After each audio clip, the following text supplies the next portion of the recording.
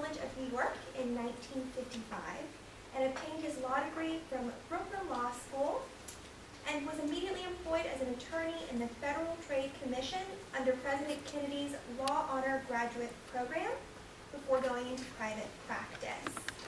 He was elected to the bench of Suffolk County, New York, where he stayed for over 16 years. He was responsible for initiating a 3-year corruption investigation of Suffolk County's Police Homicide Squad and the District Attorney's Office, resulting in forced resignations and transfers all the way up to the highest level of county government. So he has since retired to North Carolina and is a recipient of the Justice Thurgood Marshall Award, the David C. Michaels Award, as well as an honorary lifetime member of the NAACP.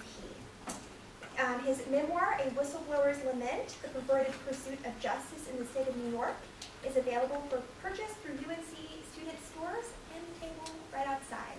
So please join me in extending a very warm welcome to Judge Stuart Hamilton.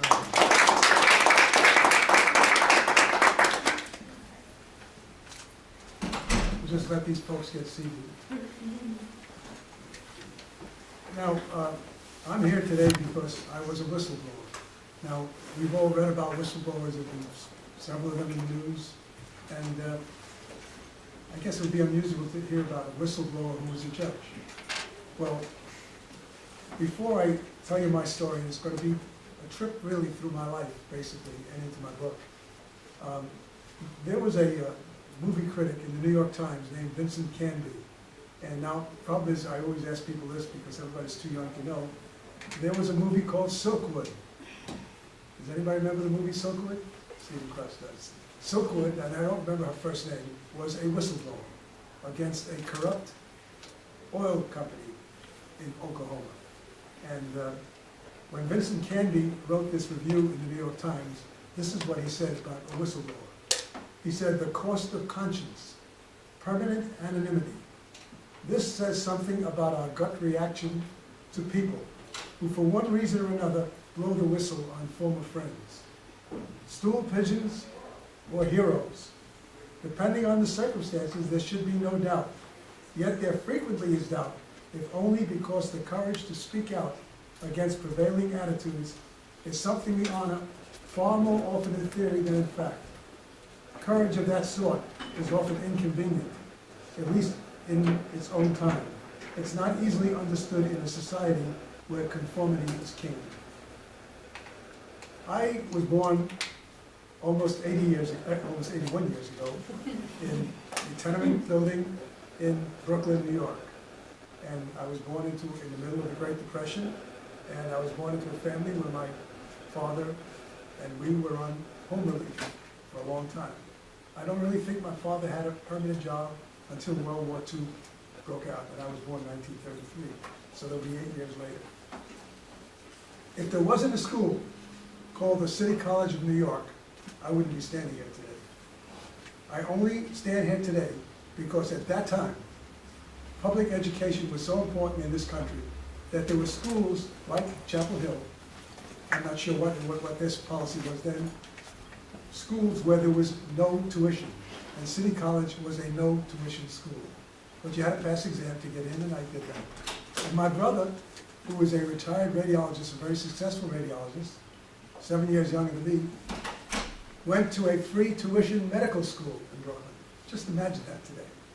Today, when students come out of school with $100,000 in debt and don't know where they're going to get the money to pay for their tuition, there was a time when we thought enough about higher education in this country that we had free tuition schools. I doubt we'll ever see that again in this country. Now, I was the oldest grandchild in both of my families, and I was the first one to go to college. And I had gone to high school in an elite high school called Brooklyn Tech. I had to take an exam. I wanted to be an architect, but I never got into Cooper Union, which was the only school in the United States that had free tuition for architecture. But I passed the exam for City College, and I told my parents I did not want to study engineering. And my parents said to me, "You're going to college," and that was all there is to it. And I went into City College, and in the first semester, I took what was called Physics 7, and the professor who was retiring gave an F to everybody in the class, and a few of us got an E, which meant you could take a re-exam. And I came home to my parents and said, I am not taking the re-exam, I don't want to be an engineer. And besides which, an English professor had said to me, you write so well, what are you doing in engineering? You want to be in liberal arts. And so I switched to liberal arts, and ultimately, I became what was known then as an interdisciplinary student in pre-law.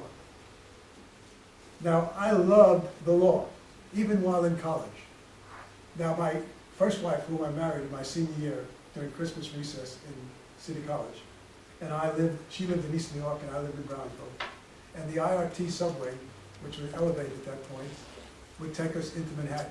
So a Saturday night date for my future wife and me was, for a nickel, we would travel, nickel each, we would travel the subway to 100 Center Street in Manhattan, where there was a municipal court. And I thought it was it was a beautiful edifice.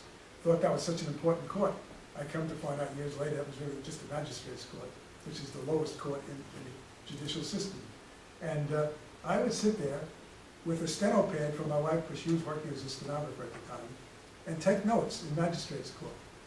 And that was for a nickel. When we got tired of sitting in the courtroom, we would take another nickel and go to South Ferry, which is now Battery Park. And there was a ferry that went from Manhattan to Staten Island. So for 5 cents now, you got this great ride past the Statue of Liberty, past Ellis Island, past Governor's Island. And if you didn't get off the ferry, you can come back to the same nickel. And then took one more nickel and we got home. And that was a Saturday night date. Now, when I was in City College, the Korean War was on. It started in 1950 and ended in 1953. And I joined the ROTC. And when I graduated from City College in 1955, the war was over. But I had been in the ROTC, and I was then commissioned a second lieutenant in the infantry. And I went to Ranger School in Fort Benning, Georgia. And right after that, I was stationed for 16 months in Korea as an infantry platoon leader. And one day, I got an assignment from a regiment that they wanted me to represent a defendant in a court-martial. Now, if it was a general court-martial, there would have to be a lawyer to represent him, but I was the lawyer at that time. And I represented him in a special court, and he was acquitted. Then I was assigned to a second case. And again, the second defendant was acquitted. So I got called into the regimental commander's headquarters, and he said to me, Lieutenant, I understand that you just had 2 acquittals in special courts. I said, yes, sir. He says, how did that happen? I said, well, the panel of officers decided they were not guilty of these charges. He said, Lieutenant, do you know that these people are guilty when we court-martial them? So how can you get an acquittal? I said, I don't know, that's what happened. And he said to me, well, from now on, you're going to be my courts and boards officer, assistant S1 at regiment. So for a year of my 16 months in Korea, I spent working with general courts martial and special courts martial. When I was about to leave Korea, I wrote my wife who was home, because even though I was an officer, being in Korea was the one place I couldn't bring my wife. I wrote her and said, I want to go to law school, and I registered for the only school I could afford, which was Brooklyn Law School, and it was a night school. And she registered me, and 2 weeks after I got back from Korea, I was in law school. But I couldn't afford to pay for law school, so I had to work during the day. And so I worked for the Equitable Life Assurance Society. Most of you are too young to remember Equitable Life. I think it's called AXA now. And they paid for half of my tuition. I was in the contract department of Equitable Life, and the whole office was full of law students from Fordham University, St. John's University, Brooklyn Law School, and we were all there working and getting half of our tuition paid. When I finished law school, John F. Kennedy was president. And I found out that he had what he called a law honor graduate program. So I applied to the government, and they came to the school, and in about the last week or the week before the last week, I was interviewed, and I was offered 2 jobs. One was in the Federal Trade Commission as an attorney, and the other was in the National Labor Relations Board. Well, we easily chose the Federal Trade Commission because National Labor Relations Board meant we'd have to live in Washington. By the way, I was already married now. So I chose the Federal Trade Commission, and I spent 5 years in the Federal Trade Commission investigating violations of the antitrust law, which I don't think anybody does anymore. And there is a Federal Trade Commission, but some days I wonder what are they really doing. Because when I watch a commercial on television, and I did a lot of investigations in commercials, most all of you are too young, some of you are not too young. There was a watch called the Timex. And Timex was advertised by John Cameron Swayze, who was a very well-known news commentator. And the subject, or the slogan of the commercial was, Timex takes a licking and keeps on ticking. Well, I was assigned to investigate the various torture tests of the Timex watches. I had a desk that was full of Timex watches. And what he said was accurate. But what wasn't accurate was Timex kept ticking, but it wasn't accurate. But that didn't mean anything. He didn't say anything wrong. But today, if there was a Federal Trade Commission which is really working, which I don't believe it is right now, when you listen to on a radio and you hear a commercial, or you listen or watch on television, you hear a commercial, and then you hear a disclaimer, and you don't understand a word the person is saying, that's what the Federal Trade Commission is for.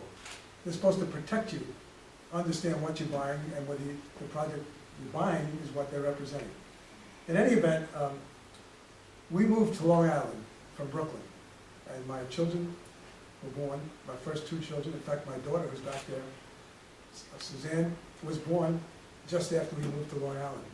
And from Long Island, which was Suffolk County, to New York City, where I was working in the United States Courthouse, was a 2.5-hour commute each way. If I took the Long Island Railroad, it would take me 2.5 hours. If I drove my car on the Long Island Expressway, the world's largest parking lot, it was 2.5 hours. And finally I said, I can't do this every day. And I said, I'm going to try to practice law locally, find a lawyer that I could work for. And I really didn't know anybody there.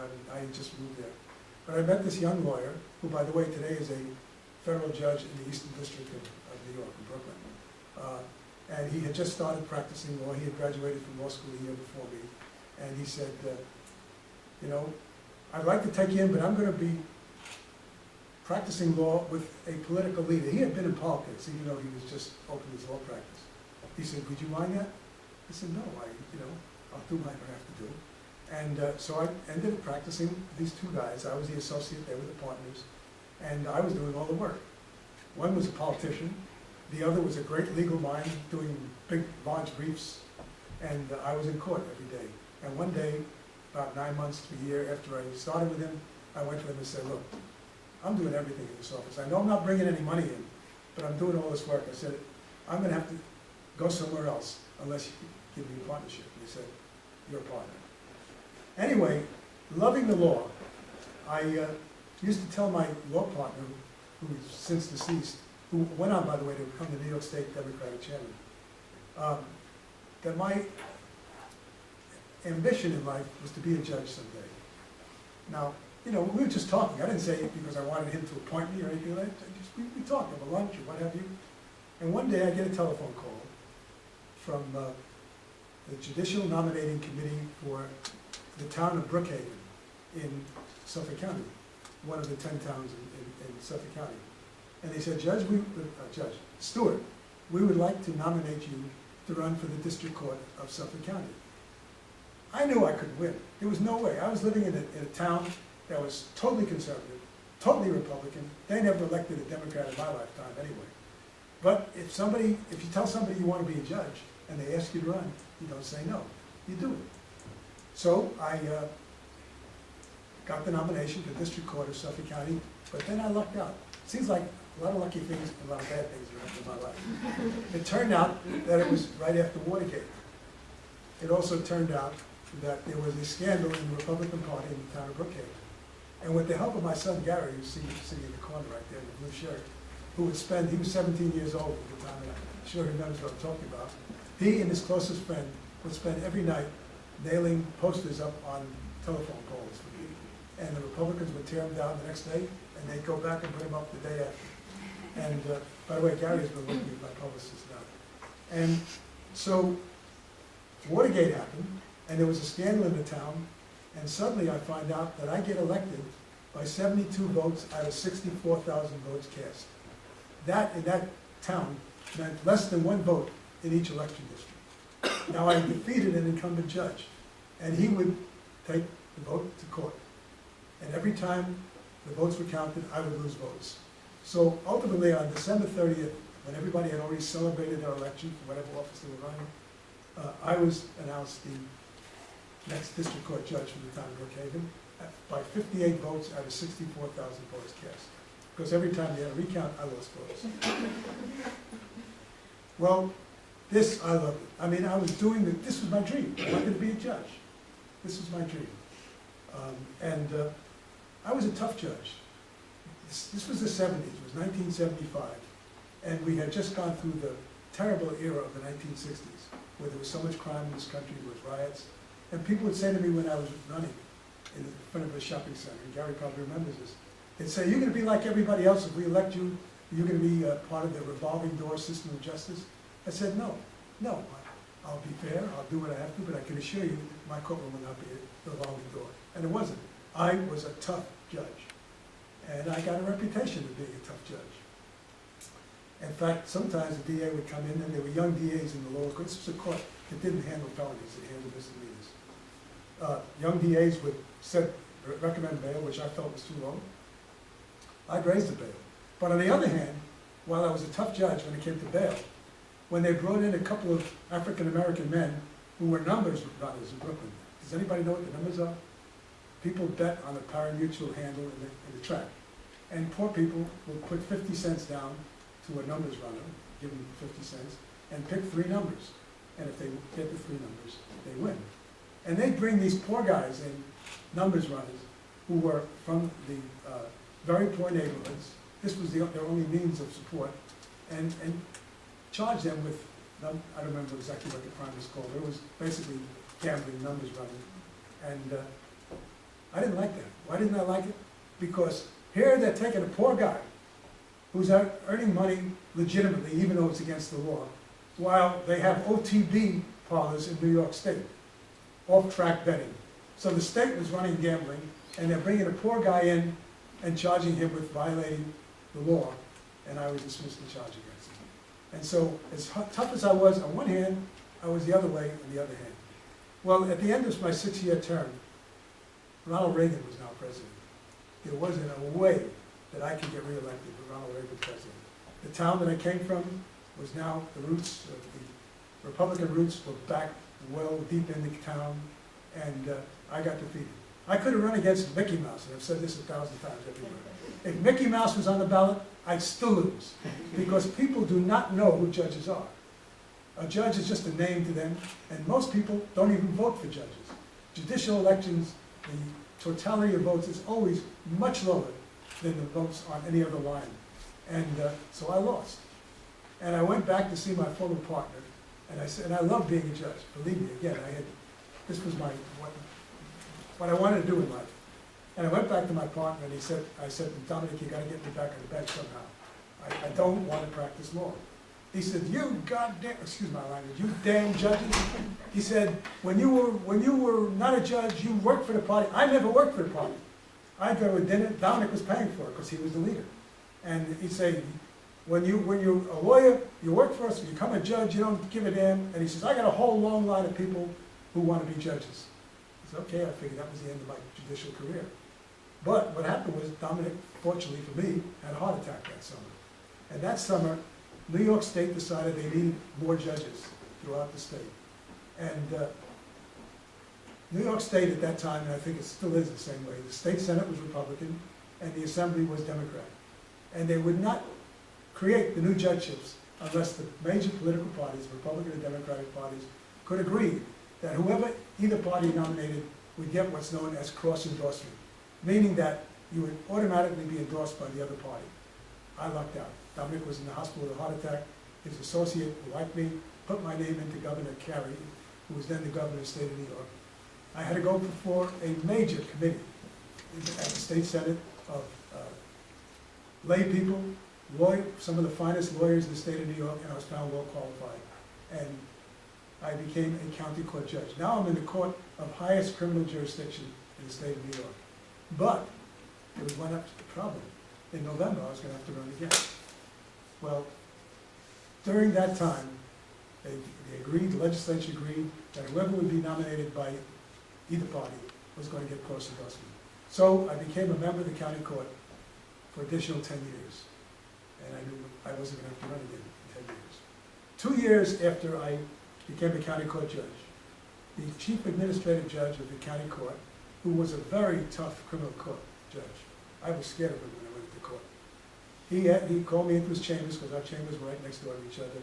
He says, "Stuart, I'd like you to be one of the 3 judges handling all of major crimes and homicides in Suffolk County. Would you like to do that?"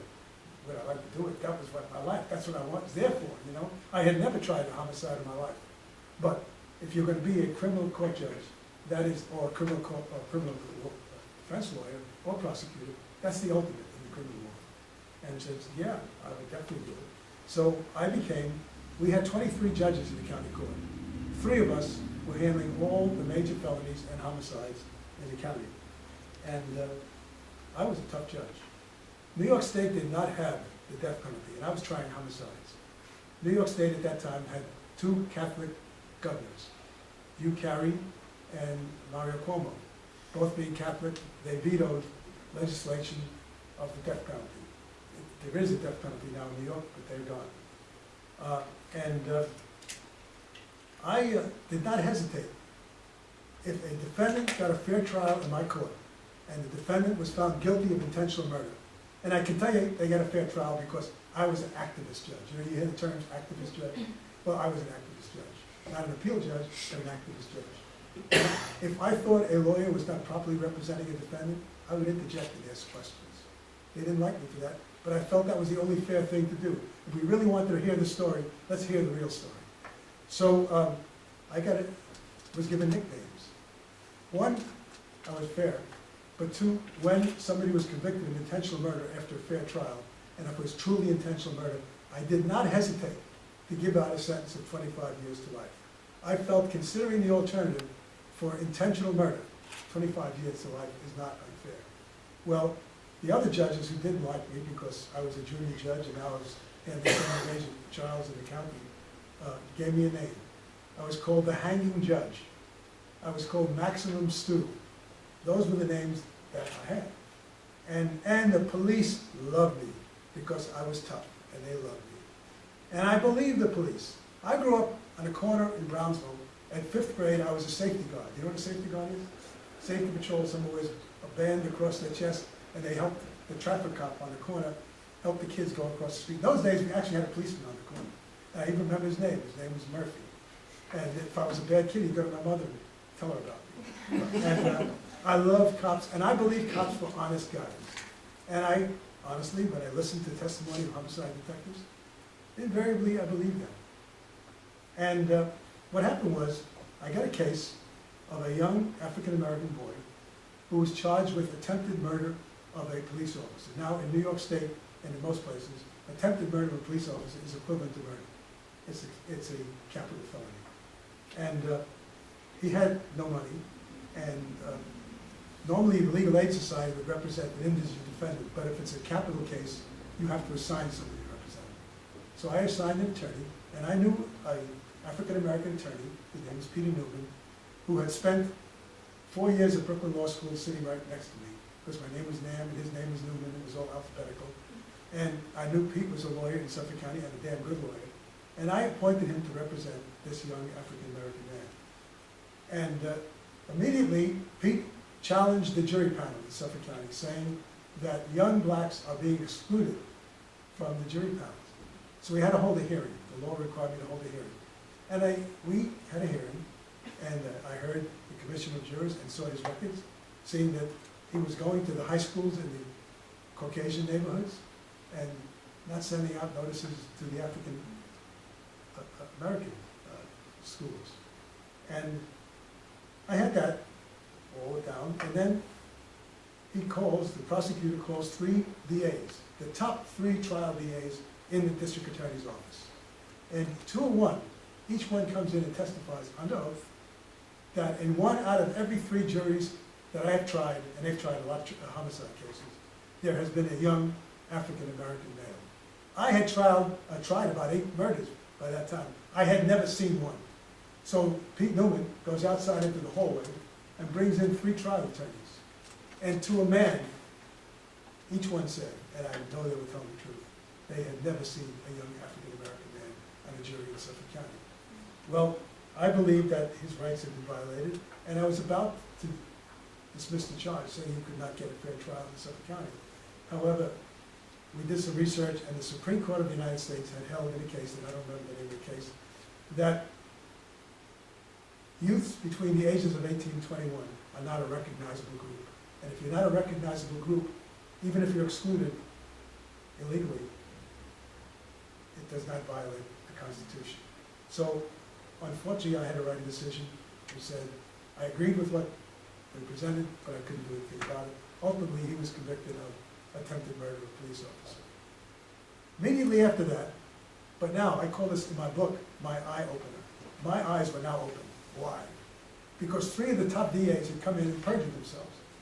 I didn't tell them that, but I knew that. Immediately after that, I had a case. It was a mob murder. A very famous Suffolk County lawyer was found in his office with 3 gunshot wounds, one in his eye, one in his ear, and one in his forehead. And it was obviously a contract murder. And they arrested a guy who was a cocaine seller and heroin seller in New York City. And he was charged with the murder. They also brought in, during the course of the trial, a confidential FBI informant, one of these people who were in the witness protection program. I mean, I had this guy sitting next to me in the courtroom, as close as this, I'm sitting up here and he's down here. A man who, under oath, admitted and told us how somebody gave him a car to sit behind somebody in the back of the car and shoot him in his head. And this guy did that while he was a member of the witness protection program and was never charged for the crime. He was involved in hijackings. The FBI knew all about this, but he was their man, and if you're in the witness protection program, you're free to do what you want to do, apparently at that FBI office.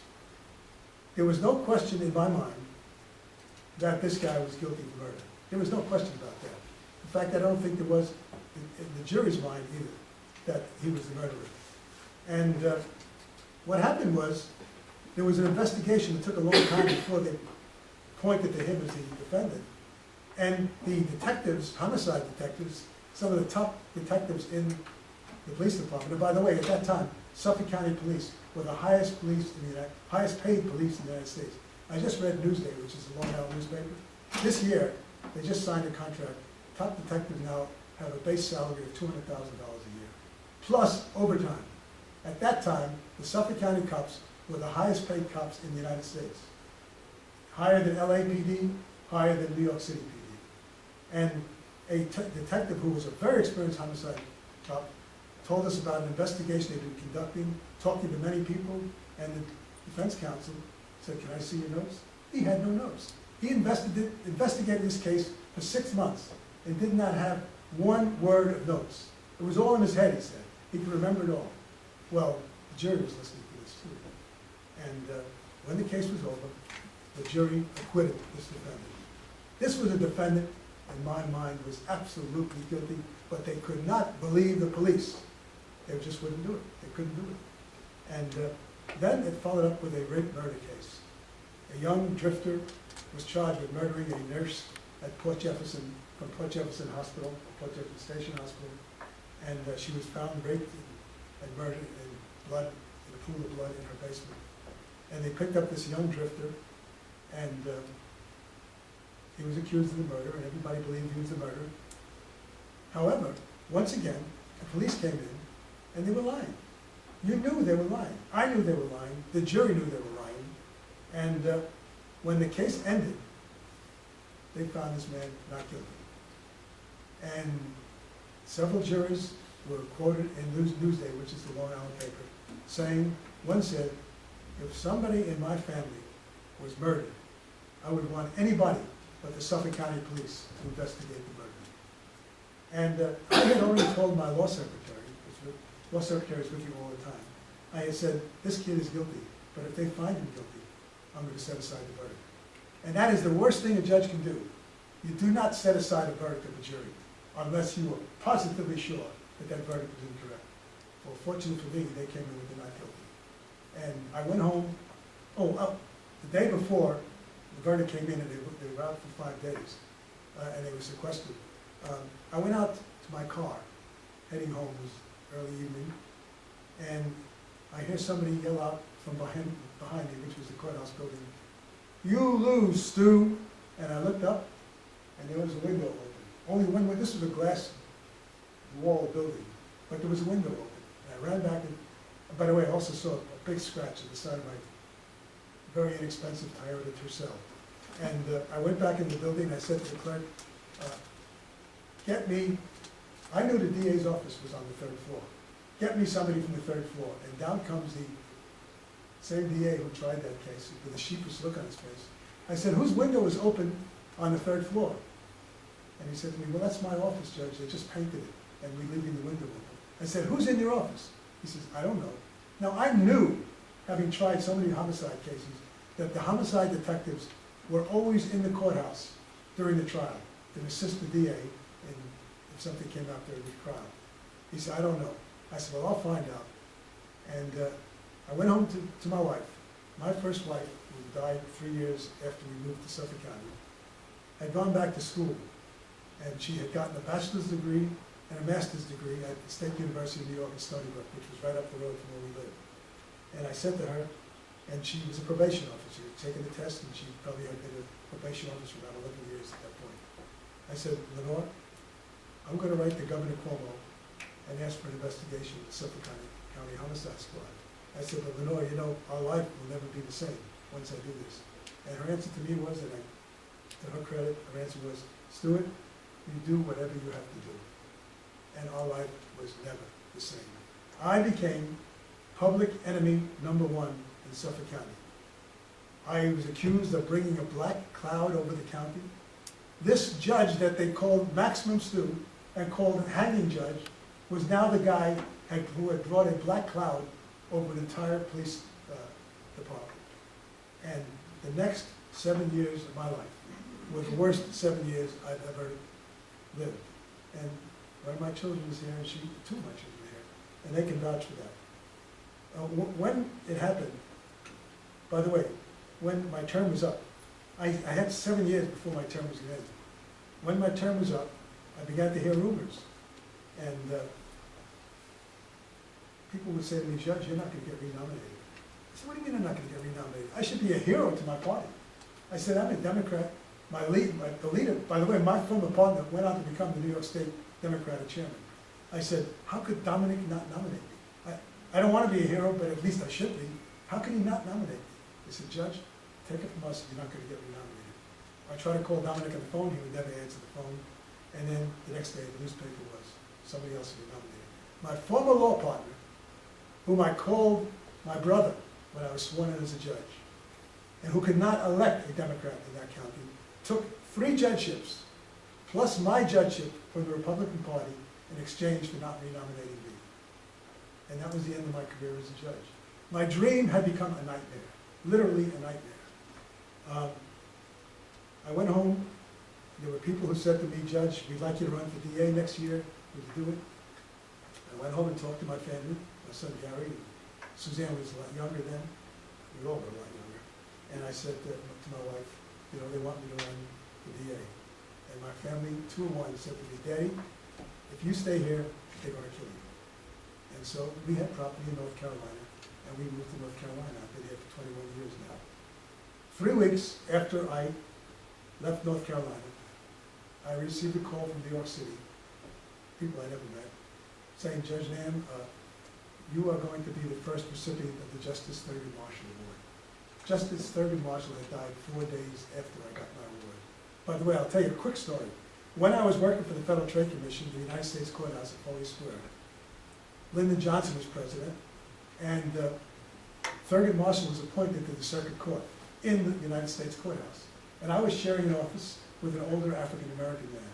And he said to me, when Thurgood Marshall came into the building, he said, Stuart, would you like to meet Thurgood Marshall? I said, my God, he's like an idol. When I was in college, in 1954, I took a course in state and local government. And that was the year of Brown versus the Board of Education. And the professor who was teaching the course in state and local government had written the historic brief for Brown versus Board of Education. So I certainly knew who Thurgood Marshall was. I said, of course. And he said, let's go on down. And because we were up in the tower. We went downstairs, and I walk into this room, and this humongous sized man, I mean big man. I mean, I was 5'7" then, now I'm probably 5'5". With big hands, I shook his hand. It was the greatest thrill of my life. Until I was told I was going to get the Thurgood Marshall Award. Then I received a call from the New York State Bar Association, said I was going to get the David C. Michaels Award. And then finally a call from the National Association of Colored People, NAACP, and they said, Judge, we're going to give you an honorary lifetime membership in the NAACP. So on one night in New York, they paid for us to come back to New York at the Marriott Marquis, which is on Broadway in New York. I received 3 major awards, but you know what? It meant nothing to me. I was bitter. I felt my awards were posthumous. They had taken away my judgeship.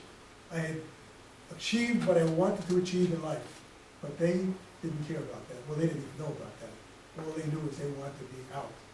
And while this was all going on, the chief administrative judge of the state of New York, I'm talking about the chief, not some low judge, comes into my chambers and says to me, Judge, I understand you're talking to the media. I said, yeah. He said, what? Do you know what's going on? Yeah, I know what's going on, but you know, that's not a good idea. And as he walks out, he says to me, keep your powder dry. Then he meets with me for coffee about 2 months later, and he said, Judge, I want to meet with you alone.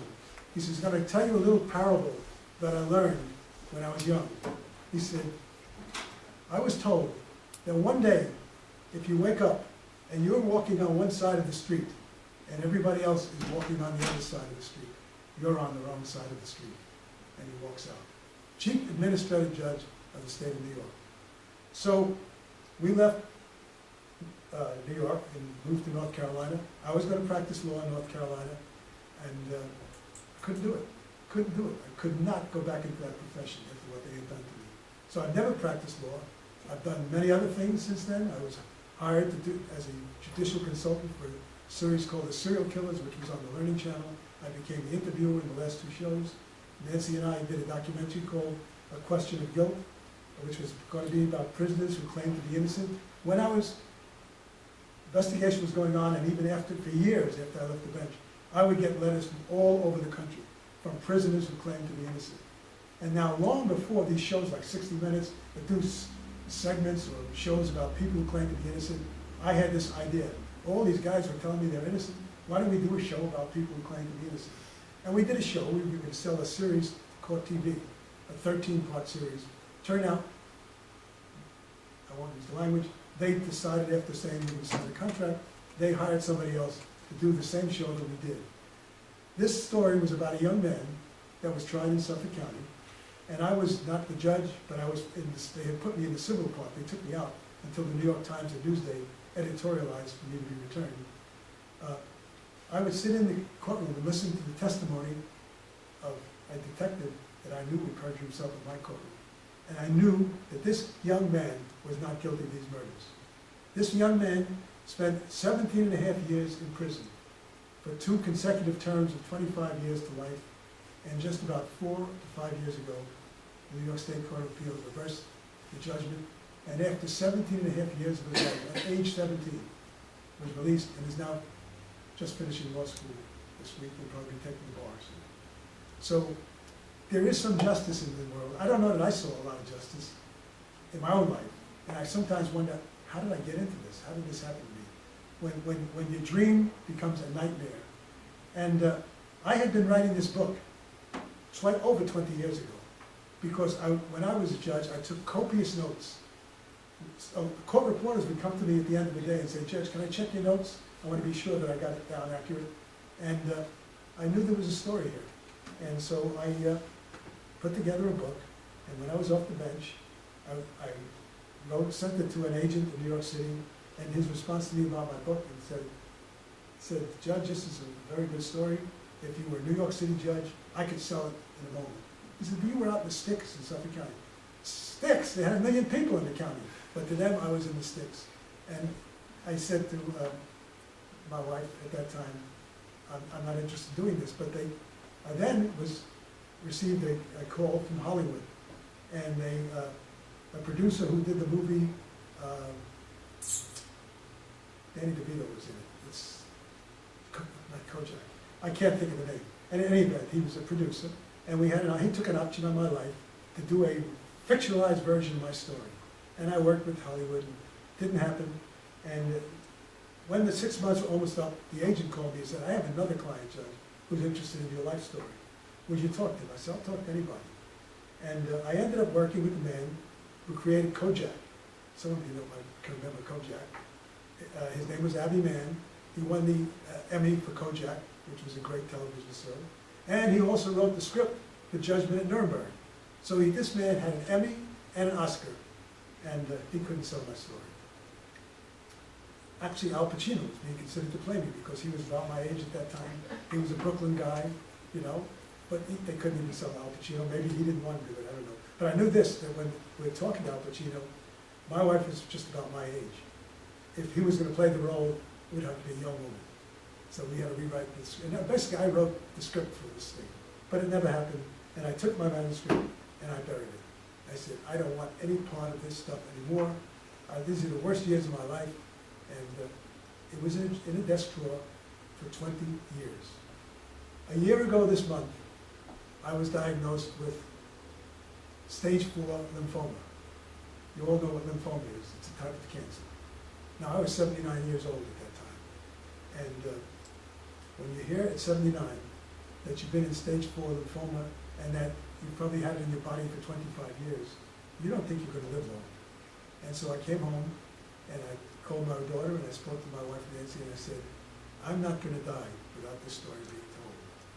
And so I didn't go back to New York to get somebody to tell me that if it was a New York story, you could sell it. I found a publisher in Oregon who, when we did the documentary about my unit in the Korean War, one of the gentlemen who teaches at the University of Minnesota had a book written about the Korean War. And I asked him who was the publisher. He gave me the name.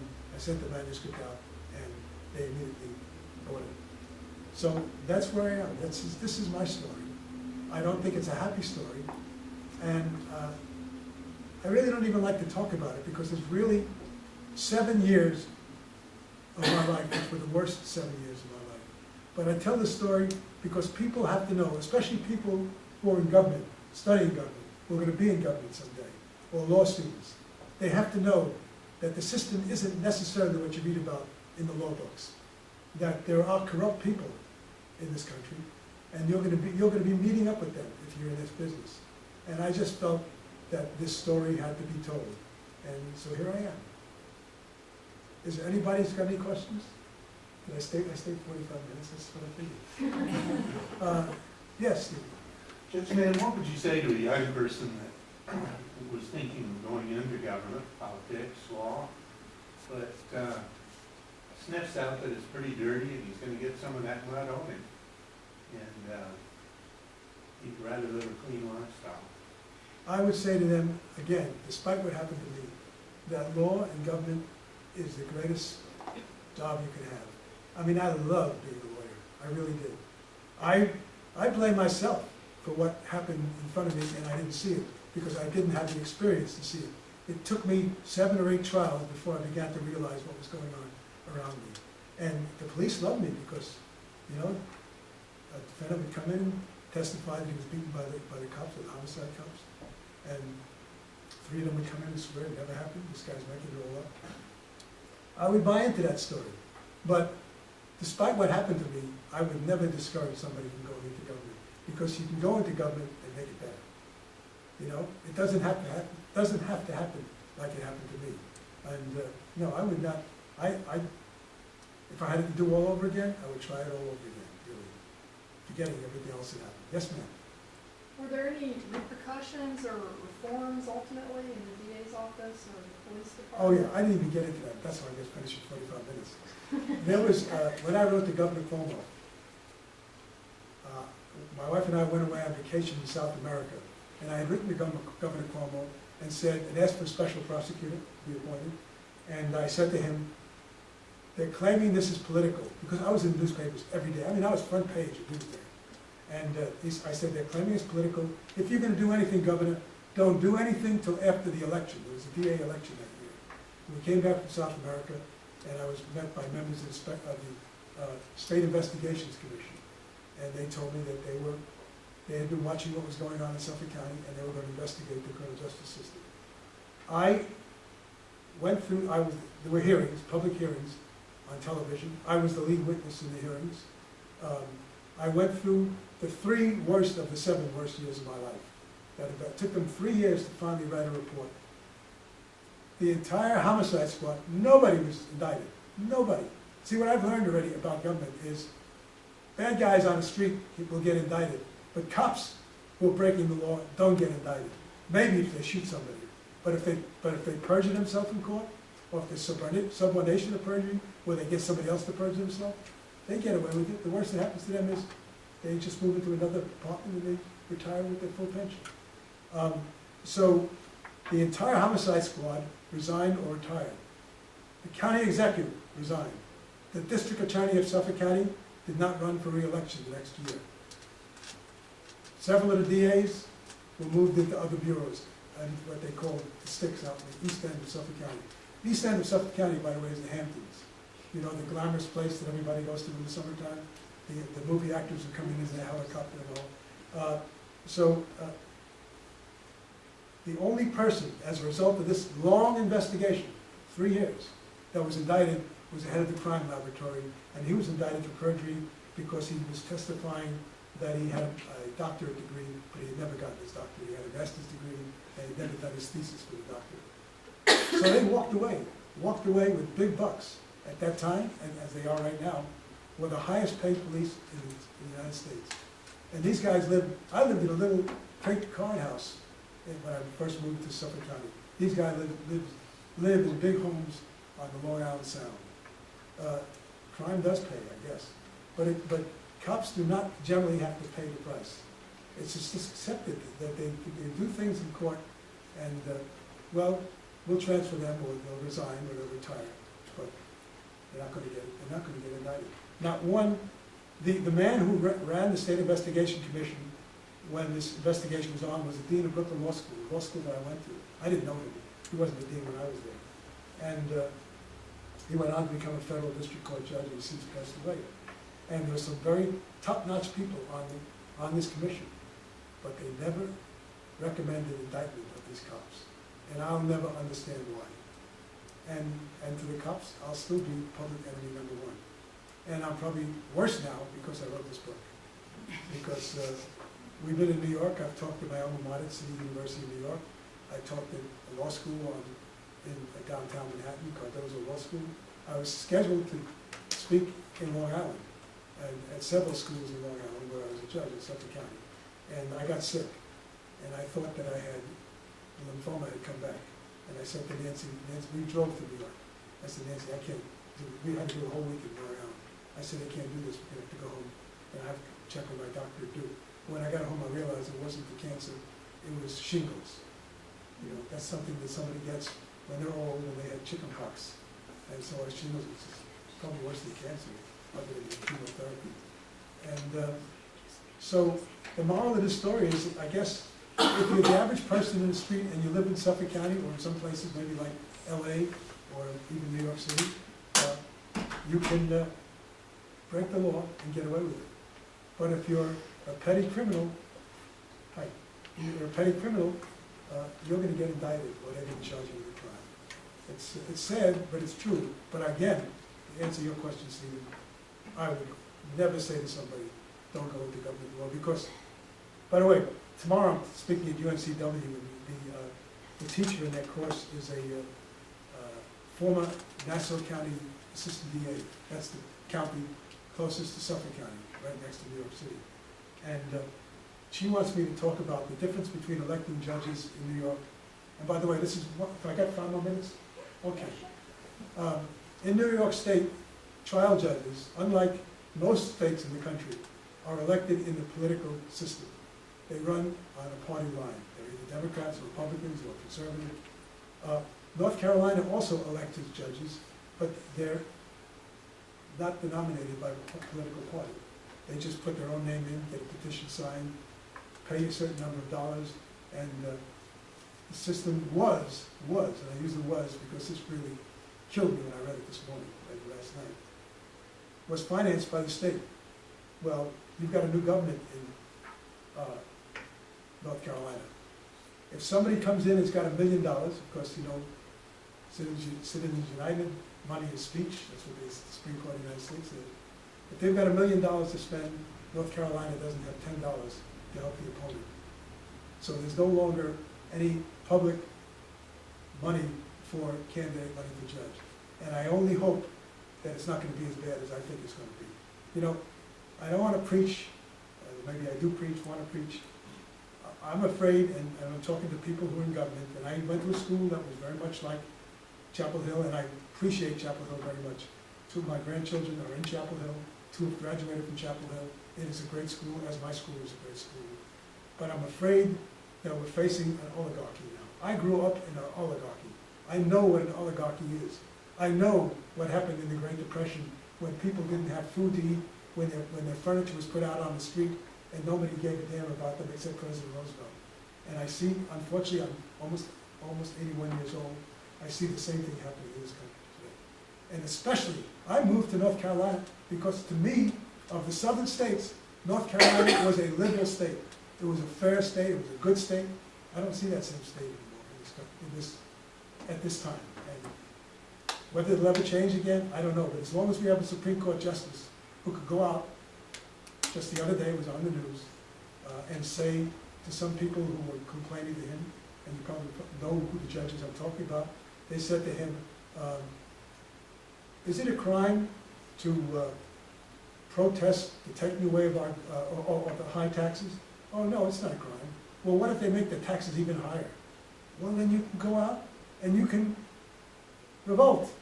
That's a Supreme Court justice, a man who goes out and gets paid to tell his philosophy, and he's there and he's supposed to be fair. How could that man be fair?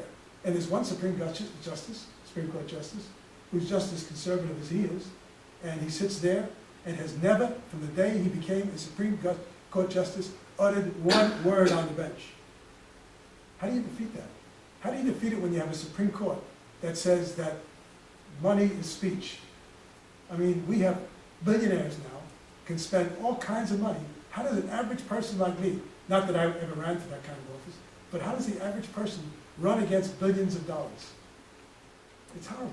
And